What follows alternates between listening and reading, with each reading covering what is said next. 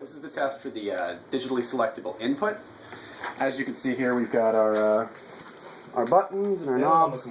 These 4 buttons right here, which will later be labeled, select the inputs, our 4 inputs.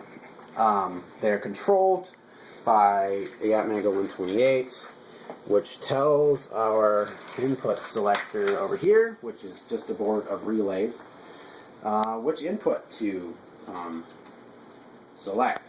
Yeah, pretty scientific stuff here. So, right now, we're selecting our first input, which so happens to be our multi-channel input. If we attempt to select another input, it mutes for a second, switches the input, and then unmutes to avoid any sort of popping or anything like that.